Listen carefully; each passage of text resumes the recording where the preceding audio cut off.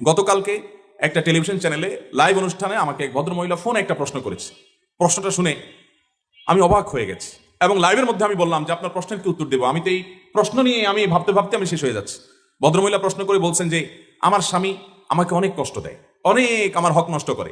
সে বাহির থেকে আসে, এসে মোবাইল টিভি রিমোট নিয়ে বসে, আমার দিকে তাকায়ও না, জিজ্ঞাসা করে না, অসুখ বিসুখ খেলাম কি মরলাম দেখা দেখি নাই, আমার কোনো হক সে আদায় করে না। আমি নামাজ পড়তে গেলেও সে ডিস্টার্ব করে।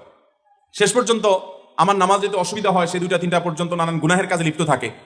তো আমার অসুবিধা হয় দেখে আমি যখন তাকে রিকোয়েস্ট করি যে আমার নামাজের সময় অন্তত আমাকে একটু নামাজটা পড়তে দাও, তখন সে বলে তুমি আরেক রুমে গিয়ে শোও। তো ভদ্রমহিলার প্রশ্নের বিষয় হলো, বলতেছে হুজুর আমার জানার বিষয় হলো এই যে আমি আরেক রুমে গিয়ে ঘুমালাম, এতে কি আমার স্বামীর অধিকার নষ্ট করলাম কিনা। আমি বললাম সুবহানাল্লাহ, এত জুলুমের মধ্যে থেকে একজন মুসলমানের চিন্তা হলো যে আমার দ্বারা কোনো জুলুম হচ্ছে কিনা, আমার দ্বারা তার কোনো অধিকার নষ্ট হচ্ছে কিনা, এর নাম মুসলমান। এটা হলো খাঁটি মুসলমানের আলামত।